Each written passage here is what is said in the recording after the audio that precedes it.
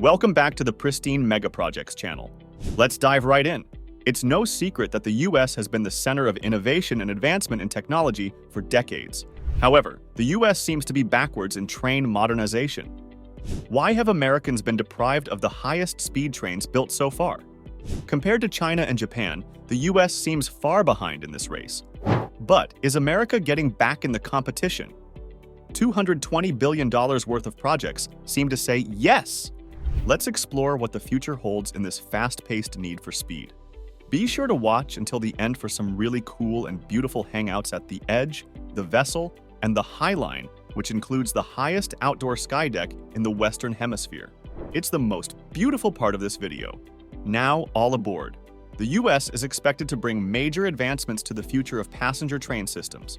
The goal for the American people is to travel by the fastest built trains in the world in the very near future. Let's take a look at what projects are under construction in the US now to fulfill this dream. Project number 1, Las Vegas Convention Center, Loop, $52.5 billion. The 1.5-mile-long underground Las Vegas Convention Center, Loop reportedly moves up to 4,400 passengers per hour through 2 tunnels. To do this, it utilizes a fleet of Teslas. I wonder if they'll upgrade to Cybertrucks next. Interestingly, the Las Vegas Convention Center Loop is the first commercial tunneling job for Elon Musk's Boring Company after the construction of an R&D tunnel in Los Angeles. The goal of this transportation system is to provide an innovative and efficient way for people to travel within the Las Vegas Convention Center campus. The loop connects multiple stations, including points within the Las Vegas Convention Center and nearby destinations. Passengers can access the loop at various locations, allowing for convenient and quick transportation around the campus. The Tesla electric vehicles used are Model 3 and Model Y Teslas modified to be autonomous and are capable of traveling through the tunnels at higher speeds than traditional surface transportation would be able to accomplish. The Teslas are also modified with additional seating to accommodate more passengers. The LVCC Loop is designed to handle a significant number of passengers during events and conferences at the convention center. The system aims to provide a faster and more efficient alternative to traditional transportation methods by avoiding surface traffic. The LVCC Loop was implemented in phases, with the first operational segment serving the LVCC's West Hall. The Boring Company has been actively working with local authorities, including the Las Vegas Convention and Visitors Authority, to expand and enhance the loop's functionality. And there are even plans to expand the loop, allowing it to connect to additional destinations beyond the convention center, like the Las Vegas Strip and McCarran International Airport. Elon Musk's The Boring Company has expressed intentions to pursue similar projects in other cities as well, showcasing the potential for urban transportation solutions using tunneling technology, which represents a unique approach to addressing urban transportation challenges, particularly in densely populated areas and during major events such as concerts and sporting events. Project number 2, Sound Transit 3, $54 billion. Sound Transit 3, ST3, is an ambitious plan that aims to significantly improve and expand public transportation options in the Puget Sound region of Washington state. The Sound Transit 3 plan will expand the existing Link light rail system to the suburbs of Tacoma, Federal Way, Everett, and the Seattle neighborhoods of Ballard and West Seattle. This includes extending light rail into areas that currently lack such transit options.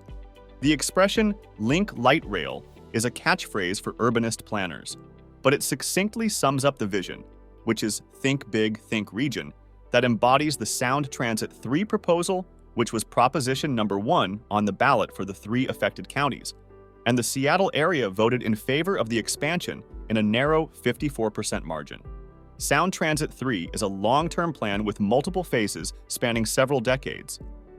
The expansion projects are expected to be implemented in stages, with different components entering service at different times. Voters were hopeful to host one of the country's largest projects. This 62-mile expansion of light rail will save residents a car commute across the crowded Lake Washington bridges. In total, it will be connecting 16 cities, and not just with 16 miles of light rail either. Sound Transit 3 also means more bus rapid transit and trains as far south as DuPont. Interestingly, Sound Transit 3 has been touted as a means to address both transportation challenges and environmental concerns. By providing more efficient and sustainable transit options, the plan aims to reduce congestion, while lowering emissions and contributing to the overall well-being of the region and its residents. Project number 3, California High-Speed Rail, at a cost of $77 billion. The California High-Speed Rail, CHSR, is a publicly funded high-speed rail system under construction in California. It is projected to connect residents of San Diego with the Anaheim Regional Transportation Intermodal Center in Anaheim and Union Station in downtown Los Angeles with the Salesforce Transit Center in San Francisco by way of the Central Valley. This will provide a one-seat direct ride between Union Station and San Francisco, covering a distance of 380 miles in just 2 hours and 40 minutes. California's high-speed rail project includes funding for new electric trains. As a public-funded project, open bidding has been competitive to build state-of-the-art electrified high-speed trains capable of operating at speeds up to 220 miles per hour. That's a fast commute.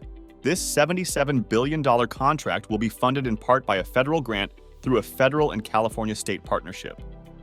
The scope of work for the contract is anticipated to include the design, manufacture, storage, integration, testing, and commissioning of the trains, as well as maintenance of each train for 30 years and providing all spare interchangeable parts for each train. The contract also includes building and maintaining driving simulators. Due to the scale and complexity of the project, it is planned to be implemented in phases. The initial phase focused on the Central Valley, connecting cities like Fresno and Bakersfield. This segment was seen as a critical first step to demonstrate the viability of high-speed rail in California. But the project has faced numerous challenges, including cost overruns and delays.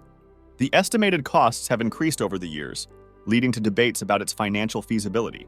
Construction work has begun on certain segments, particularly in the Central Valley. However, progress has been slower than initially anticipated.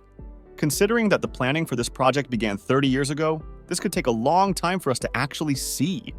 Project number 4, 2nd Avenue Subway, $17 billion. The 2nd Avenue Subway is a New York City subway line that runs under 2nd Avenue on the east side of Manhattan. Building on the success of Phase 1 of the 2nd Avenue Subway, which opened on January 1, 2017, Phase 2 is currently underway with teams advancing preliminary design and engineering. The second phase of the 2nd Avenue Subway project will extend the Q line into Harlem. It will improve commutes for area residents by creating new stations on 2nd Avenue and 125th Street. In addition to upgrading transport systems, the U.S. is now improving infrastructure programs as well, which brings us to what may be the most exciting project yet. Project number 5, our final project for this video, Hudson Yards, $25 billion. The Hudson Yards is a real estate development in the Chelsea and Hudson Yards neighborhoods of Manhattan in New York City. The project has been described as New York's largest urban development since Rockefeller Center. Upon completion, 13 of the 16 planned structures on the west side of Midtown South will sit on a platform built over the West Side Yard, a storage yard for Long Island Railroad trains. The cost of developing Hudson Yards is around $25 billion, making it one of the most expensive real estate development projects in history. 3 notable scenic sites in this area include the Edge, the Vesel, and the Highline, and you don't want to miss these. This may be the most beautiful part of this video. The Edge refers to the Edge Observation Deck at Hudson Yards.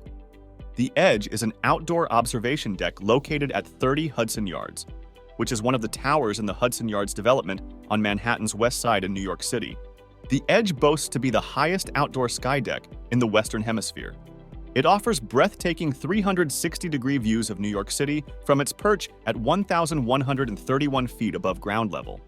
Visitors can experience an unobstructed panorama of the city, including iconic landmarks like the Empire State Building, Central Park, the Statue of Liberty, and more. The Edge is not only an observation deck, but also includes unique features such as the Skyline Steps, which are glass steps, yes, glass steps, that extend out from the building, providing a thrilling experience for those brave enough to walk on them. The next site is called the Vesel. The Vesel is a unique honeycomb-like structure that serves as a centerpiece in the public square at Hudson Yards. It's a massive sculpture consisting of interconnecting staircases and platforms that visitors can climb. The structure offers different vantage points for viewing the surrounding area, and visitors can ascend its various levels for panoramic views of Hudson Yards and the city beyond. The Vesel is an architectural and artistic landmark designed by Thomas Heatherwick, Need some greenery? The Highline is a unique urban park built on a former elevated freight rail line on Manhattan's west side. The park has been transformed into a green space with landscaped gardens, art installations, seating areas, and walking paths. It provides a peaceful and scenic escape from the hustle and bustle of the city streets. So, the Highline has become a popular destination for both locals and tourists. The northernmost section of the Highline extends into the Hudson Yards area and is known as the Highline at Hudson Yards. It seamlessly integrates the park with the new development.